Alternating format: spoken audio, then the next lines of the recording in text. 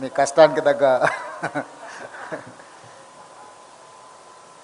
తెలంగాణ కాంగ్రెస్ విస్తృత స్థాయి కార్యవర్గ సమావేశానికి అధ్యక్షత వహించిన పిసిసి అధ్యక్షులు, శాసన మండలి సభ్యులు మిత్రులు మహేష్ కుమార్ గౌడ్ గారు, కార్యక్రమానికి ఏఐసి నుంచి ముఖ్య అతిథులుగా విచ్చేసిన తెలంగాణ ఇన్ఛార్జ్ మీనాక్షి నటరాజన్ గారు, అదేవిధంగా ఏఐసిసి నుంచి పరిశీలకులుగా వచ్చిన ప్రవీణ్ గారు, అదేవిధంగా ఉప ముఖ్యమంత్రి వర్యులు, సహచర మంత్రివర్గ సభ్యులు, పార్లమెంట్ సభ్యులు, శాసన మండలి సభ్యులు, శాసనసభ్యులు, వివిధ కార్పొరేషన్ల చైర్మన్లు, తెలంగాణ రాష్ట్ర కాంగ్రెస్ పార్టీ కార్యవర్గ మిత్రులకు, జిల్లా పార్టీ అధ్యక్షులకు అందరికీ నూతన సంవత్సర అదేవిధంగా సంక్రాంతి శుభాకాంక్షలు తెలియజేస్తున్నాను. మిత్రులారా, ఈ సమావేశం కాంగ్రెస్ పార్టీ అధ్యక్షుడి నేతృత్వంలో జరిగిన ఈ సమావేశంలో జరుగుతున్న చర్చ కాంగ్రెస్ పార్టీ కార్యకర్తలకు, అభిమానులకు, శ్రేయోభిలాషులకే పరిమితమైన చర్చ కాదు. 140 కోట్ల జనాభా ఉన్న ఈ భారతదేశంలో 80% మహాత్మా గాంధీ జాతీయ ఉపాధి హామీ పథకంలో సభ్యులు. భారతదేశ జనాభాలో ప్రత్యక్షంగానో పరోక్షంగానో 80% జనాభా ఆధారపడిన ప్రపంచంలోనే అత్యంత ప్రజల ఆమోదం పొందిన మహాత్మా గాంధీ జాతీయ ఉపాధి హామీ పథకాన్ని పేదల మీద కక్షతో నరేంద్ర మోడీ ప్రభుత్వము నిబంధనల మార్పు ముసుగులో పథకాన్ని శాశ్వతంగా సమాధి చేయడానికి ఈరోజు కుట్ర చేస్తున్నది. అందుకు చట్టసభలను వినియోగించి మాకు అధికారం ఉంది, మాకు మెజారిటీ ఉంది, మేము పేదలను అణచివేస్తాం, ఒకనాడు భారతదేశ స్వతంత్ర పోరాటంలోనే కాదు సామాజిక సంఘకర్తలు అందరూ కొట్లాడి వెట్టి చాకిరి నుంచి విముక్తి కలిగించిండ్రు. వెట్టి చాకిరి గురించి నేను కొత్తగా చెప్పాల్సిన పని లేదు. తెలంగాణ ప్రాంతంలో ప్రతి గ్రామంలో, తండాలలో, గూడాలలో పేదలందరికీ తెలుసు వెట్టి చాకిరి గురించి. ఒకప్పుడు దేశ్ముఖుల దగ్గరనో, గడీల దగ్గరనో, దొరల దగ్గరనో పేదలు కట్టు బానిసలుగా వెట్టి చాకిరి చేస్తూ బతికేవాళ్ళు. వాళ్ళు దయదలిచి పెడితే తిన్నట్టు, లేకపోతే వాళ్ళ దయా దాక్షిణ్యాల మీదనే జీవించే పరిస్థితులు ఆనాడు వెట్టి చాకిరిలో ఉన్నాయి. ఈ వెట్టి చాకిరి నుంచి విముక్తే కాదు, దేశ ప్రజలకు స్వతంత్రాన్ని ఇచ్చి దేశ ప్రజలకు ఓటు హక్కును కల్పించింది కాంగ్రెస్ పార్టీ, మహాత్మా గాంధీ, డాక్టర్ బాబాసాహెబ్ అంబేద్కర్. ఈనాడు గతాన్ని ఒక్కసారి గుర్తు చేయాలి. భవిష్యత్ తరాలకు మనం చెప్పవలసిన బాధ్యత ఈ సమావేశంలో ఉన్న ప్రతి ఒక్కరి మీద ఉన్నది. దేశ స్వతంత్రం వచ్చిన తర్వాత ఈ దేశాన్ని ఏ విధంగా ముందుకు తీసుకెళ్ళాలి, ఈ దేశంలో పరిపాలన ఏ విధంగా కొనసాగించాలని చర్చ జరగడానికి ఆనాడు కాంగ్రెస్ పార్టీ కాన్స్టిట్యూయెంట్ అసెంబ్లీని ఏర్పాటు చేసింది. మేధావులను, ఆనాడు పరిపాలనలో భాగస్వాములందరినీ, చట్టాల మీద అవగాహన ఉండి ప్రపంచ దేశాలలో జరుగుతున్న పరిపాలన మీద అవగాహన ఉన్న వాళ్ళను ఏర్చి కూర్చి దానికి చైర్పర్సన్గా డాక్టర్ బాబాసాహెబ్ అంబేద్కర్ గారిని రాజ్యాంగాన్ని రచించడానికి ఆనాడు కాంగ్రెస్ పార్టీ నియమించింది. ఆ సందర్భంగా చాలా చర్చలు జరిగినాయి, సూచనలు వచ్చినాయి, వాదోపవాదాలు జరిగినాయి. భారతీయ జనతా పార్టీ భావజాలం ఉన్నవాళ్ళు ఈ దేశంలో పేదవాళ్లకు ఓటు హక్కు ఉండడానికి వీలు లేదు, కేవలం శ్రీమంతులకు, ఉన్నత వర్గాలకు మాత్రమే ఈ దేశంలో ఓటు హక్కు ఉండాలని ఆనాడు వాదించారు. అప్పుడు మహాత్మా గాంధీ గారు, డాక్టర్ బాబాసాహెబ్ అంబేద్కర్ ఈ పేద ప్రజలకు నేను ఇచ్చే ఆయుధమే ఓటు, ఓటు అనే ఆయుధం ద్వారా వాళ్ళు హక్కులను సాధించుకుంటారని మొట్టమొదట పేదలకి దేశంలో తమల్ని పరిపాలించడానికి అవసరమైన చట్టాలను శాసనాలను చేసే ప్రతినిధులను ప్రతి 5 సంవత్సరాలకు ఒక్కసారి ఎన్నుకునే అధికారము, ఆ అధికారమే ఓటు అనే ఆయుధాన్ని ఆనాడు పేదలకు భారతీయ జనతా పార్టీ పూర్వాశ్రమంలో ఉన్న జనసంఘ కావచ్చు, ఆ వాసనలో ఉన్న వాళ్ళ యొక్క ఆలోచనకు వ్యతిరేకంగా ఆనాడు కాంగ్రెస్ పార్టీ, మహాత్మా గాంధీ గారు, డాక్టర్ బాబాసాహెబ్ అంబేద్కర్ గారు పేదలకు ఓటు హక్కు ఇచ్చి ఈనాడు ఉన్న రాజ్యాంగాన్ని మనకిచ్చిండ్రు. ఆ రాజ్యాంగాన్ని 75 సంవత్సరాలు పూర్తి చేసుకుంటున్న సందర్భంలో 2024 పార్లమెంట్ ఎన్నికల సందర్భంగా నరేంద్ర మోడీ గారి నాయకత్వంలో ఈ పేద ప్రజలకు అనుకూలమైన పేద ప్రజలకు హక్కు కల్పించిన, పేద ప్రజలకు భద్రత కల్పించిన రాజ్యాంగాన్ని మార్చడానికి కుట్ర చేసి 400 సీట్లు మాకు ఇవ్వండి, మేము నూతన పరిపాలన తీసుకొస్తామని చెప్పి భారతీయ జనతా పార్టీ ప్రజల దగ్గరికి వెళ్ళారు. అప్పుడు కాంగ్రెస్ పార్టీ శ్రీమతి సోనియా గాంధీ గారు, మల్లికార్జున్ ఖర్గే గారు, రాహుల్ గాంధీ గారు వీళ్ళు ఈ రాజ్యాంగాన్ని మార్చడం ద్వారా పేదలకు అన్యాయం చేసి పేదల హక్కులను కాలరాసి కార్పొరేట్ కంపెనీలకి ఈ దేశాన్ని మళ్ళీ తిరిగి అప్పచెప్తారు. ఆనాడు ఈస్ట్ ఇండియా కంపెనీ ముసుగులో ఈ దేశాన్ని ఆక్రమించుకున్న బ్రిటిషర్స్ వారసత్వంగా బీజేపీ అంటే బ్రిటిషర్స్ జనతా పార్టీ అని చెప్పుకునే విధంగా ఈరోజు రాజ్యాంగంలో మార్పు తీసుకోవడానికి ప్రయత్నం చేస్తారు. ప్రజాస్వామ్యమే ప్రమాదంలో పడబోతున్నది. ప్రజలంతా జాగ్రత్తగా ఆలోచన చేయండి. డాక్టర్ బాబాసాహెబ్ అంబేద్కర్ గారు ఇచ్చిన రాజ్యాంగాన్ని బీజేపీ రద్దు చేయబోతుంది అని చెప్పి రాహుల్ గాంధీ గారు, ఖర్గే గారు అన్ని రాష్ట్రాలు తిరిగి ప్రజల్ని అప్రమత్తం చేసిండ్రు. అందుకే అత్యంత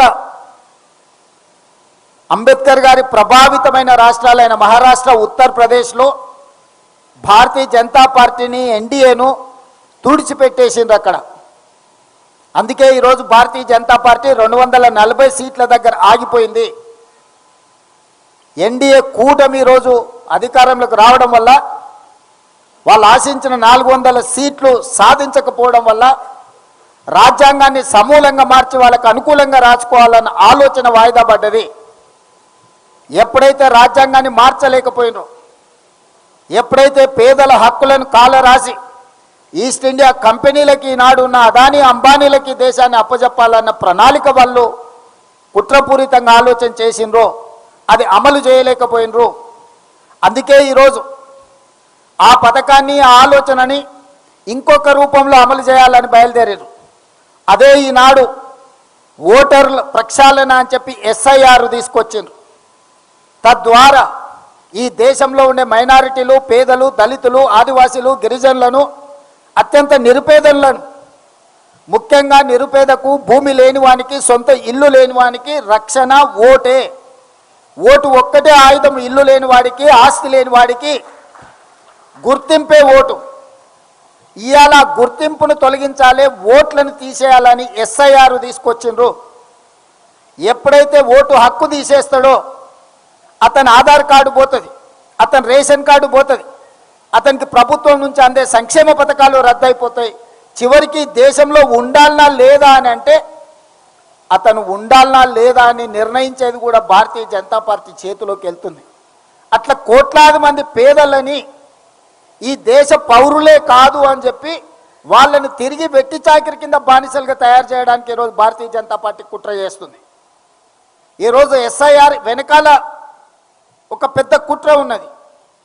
రెండవది, వెట్టి చాకిరి నుంచి రైతు కూలీ సంఘాల పోరాటం వల్ల కూలీ చేసేవాడికి కూలీ నిర్ధారించే కనీస వేతన చట్టాన్ని ఆనాడు ఎంతోమంది పోరాటం చేస్తే కాంగ్రెస్ పార్టీ కూలీలకు కూడా హక్కు కల్పించి కనీస వేతన చట్టాన్ని తీసుకొచ్చి దాన్ని అమలు చేయడానికి ఒక వ్యవస్థను ఏర్పాటు చేసి ఈరోజు కూలీ పనికి కూడా లెక్కగట్టి ఇవ్వాలి, శ్రమ దినాలకు, శ్రమ గంటలకు కూడా మీరు వేతనాలు చెల్లించాలని చట్టాన్ని కాంగ్రెస్ పార్టీ తీసుకొచ్చింది. వాళ్ళకు పని దొరక్కపోతే పని కల్పించడానికే పని లేని పేదలకు, భూమి లేని పేదలకు ఇల్లు లేని పేదలకు రక్షణ కల్పించడానికి, ఆహార భద్రత కల్పించడానికి మహాత్మా గాంధీ జాతీయ ఉపాధి హామీ పథకాన్ని తీసుకురావడం ద్వారా పేదల యొక్క ఆత్మగౌరవాన్ని పెంచాలి అని శ్రీమతి సోనియా గాంధీ గారు ఆలోచన చేసి మన్మోహన్ సింగ్ గారు ప్రధానమంత్రిగా ఉన్నప్పుడు ఈ చట్టాన్ని అమలు చేయడం జరిగింది. దానికి ప్రధానమైన స్ఫూర్తి ఆనాడు ఉమ్మడి ఆంధ్రప్రదేశ్ మెదక్ జిల్లాలో పునాది పడ్డది.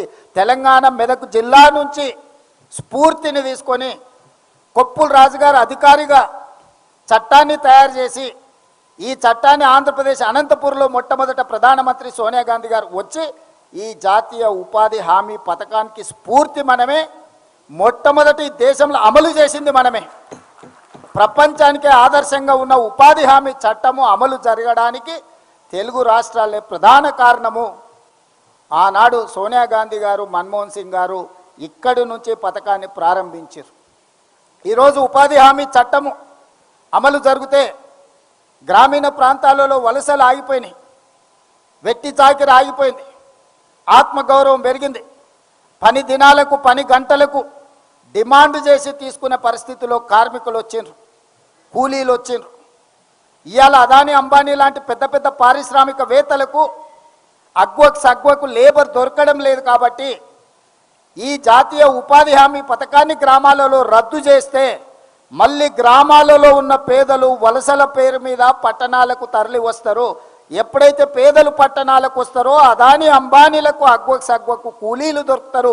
తిరిగి మళ్ళీ ఈస్ట్ ఇండియా కంపెనీలకు మనల్ని కట్టు బానిసలుగా చేయడానికి, వెట్టి చాకిరిని అందించడానికి ఈరోజు నరేంద్ర మోడీ గారు జాతీయ ఉపాధి హామీ చట్టాన్ని రూపుమాపే ప్రయత్నం చేస్తుండు. ఇది కార్పొరేట్ కంపెనీలు పన్నిన కుట్ర. ఆ పన్నిన కుట్రను అమలు చేస్తున్నది బీజేపీ, నరేంద్ర మోడీ. ఈ కుట్రను తిప్పికొట్టాల్సిన బాధ్యత ప్రతి పౌరుడి మీద, ప్రతి పేదవాడి మీద ఉన్నది. పేదల ప్రతినిధి అయిన కాంగ్రెస్ పార్టీ కార్యకర్తల మీద ఉన్నదని చెప్పి ఈరోజు మీ అందరికీ నేను విజ్ఞప్తి చేస్తున్నాను. గతంలో వ్యవసాయం మీద కుట్ర చేశారు. రైతు వ్యతిరేక నల్ల చట్టాలను 3 తీసుకొచ్చారు. ఈ దేశంలో వ్యవసాయాన్ని మొత్తాన్ని అదానీ, అంబానీ, అమెజాన్లకు తాకట్టు పెట్టాలని నరేంద్ర మోడీ గారు పార్లమెంట్లో చట్టం తెచ్చారు. ఆనాడు నేను, ఉత్తమ్ కుమార్ రెడ్డి గారు, కోమటిరెడ్డి గారు మన ప్రాంతం నుంచి పార్లమెంట్ సభ్యులం. రాహుల్ గాంధీ గారు స్పష్టంగా నరేంద్ర మోడీకి చెప్పాడు, నువ్వు తెచ్చిన రైతు వ్యతిరేక నల్ల చట్టాలను ఉపసంహరించుకోవడమే కాదు, ఈ జాతికి నీతోని క్షమాపణ చెప్పిస్తా, అప్పటి వరకు మేము పోరాటం చేస్తామని రాహుల్ గాంధీ చెప్పిండ్రు. అది నిజమైంది. రైతు వ్యతిరేక నల్ల చట్టాలను తెచ్చిన నరేంద్ర మోడీ చట్టాలను ఉపసంహరించుకోవడమే కాకుండా ఈ జాతికి క్షమాపణ చెప్పించిండు రాహుల్ గాంధీ నరేంద్ర మోడీ గారి చేత. ఇది మన నాయకుడు సాధించిన విజయం రైతుల కోసం. ఈరోజు కూడా రైతు కూలీల కోసం ఏదైతే రైతు వ్యతిరేక చట్టం తీసుకొచ్చిండో నరేంద్ర మోడీ, విబీజీ, రామ్జీ, అందులోనే గందరగోళం ఉంది. వికసిత్ భారత్ ఎక్కడున్నది? ఇందులో సంక్షోభ భారత్ను సృష్టిస్తున్నావు. పేదలను వెట్టి చాకిరి బానిసలుగా చేయడానికి నువ్వు చట్టాన్ని తెస్తున్నావు నరేంద్ర మోడీ గారు. ఈరోజు మళ్ళీ ఏ తెలంగాణ రాష్ట్రం అయితే ఈ చట్టానికి స్ఫూర్తినిచ్చిందో, ఏ తెలుగు భాషల ప్రాంతంలో మొట్టమొదట అమలు జరిగిన మహాత్మా గాంధీ జాతీయ ఉపాధి హామీ చట్టం ఉందో పునరుద్ధరించే వరకు నీతోని కొట్లాడతాం. ఈ చట్టం పేదలకు వ్యతిరేకంగా తెచ్చినందుకు మళ్ళీ పేదలకు, ఈ జాతికి క్షమాపణ చెప్పే వరకు నరేంద్ర మోడీ గారిని వదిలే సమస్యనే లేదు. దీని మీద సంపూర్ణమైన కార్యాచరణ ఏఐసిసి నుంచి ఆదేశాలు అందుకొని మన అందరం కూడా క్షేత్రస్థాయిలో వెళ్ళి ప్రజలకు వివరించాలి. ఈ చట్టం ఏదో మార్పు కాదు. ఈ చట్టం మనల్ని తిరిగి కార్పొరేట్ కంపెనీలకు కట్టు బానిసలుగా మార్చడానికి తీసుకొచ్చిన చట్టం. ఈ చట్టాన్ని సంపూర్ణంగా తెలంగాణ శాసనసభ ఏకగ్రీవ తీర్మానం ద్వారా తిరస్కరించింది. శాసనసభలో మొదలైన తీర్మానం గ్రామ సభలకు వెళ్ళాలి. ప్రతి గ్రామ సభ పెట్టి ఈనాడు 12,702 మంది గ్రామ సర్పంచులు ఎవరైతే ఎన్నికైనరో 12,702 మంది గ్రామ సర్పంచులు గ్రామ సభలు పెట్టడం ద్వారా ఈ చట్టాన్ని తిరస్కరిస్తూ ఏకగ్రీవ తీర్మానాన్ని గ్రామ సభలలో ప్రవేశపెట్టాలి. జనవరి 20 తారీఖు నుంచి 30 తారీఖు లోపల ప్రతి గ్రామ పంచాయతీలో గ్రామ సభ నిర్వహించడం ద్వారా ఈ 10 రోజుల్లో ప్రతి గ్రామ సభలో కేంద్ర ప్రభుత్వం ప్రవేశపెట్టిన ఈ రైతు కూలీ వ్యతిరేక చట్టాన్ని జాతీయ ఉపాధి హామీ పథక రూపురేఖల మార్పును వ్యతిరేకిస్తూ గ్రామ సభలలో తీర్మానం ప్రవేశపెట్టాలి. ఎగ్జాక్ట్గా ఏ తీర్మానం ప్రవేశపెట్టాలనో మొన్న శాసనసభలో సీతక్క గారు శాసనసభలో ప్రవేశపెట్టిన తీర్మానం యొక్క మ్యాటర్ని, ఆ వివరాలన్నిటిని కూడా గ్రామ సభలకు పంపాలి. ఇది గ్రామ సభల సర్పంచుల బాధ్యతనే కాదు, ప్రతి ఒక్క ప్రజాప్రతినిధి యొక్క బాధ్యత. అందుకే ఈరోజు ప్రతి శాసనసభలో ఉండే శాసనసభ్యుడు తన నియోజకవర్గంలో పూర్తి స్థాయిలో ఈ కార్యాచరణ అమలు చేయడానికి వాళ్ళు పూనుకోవాలి.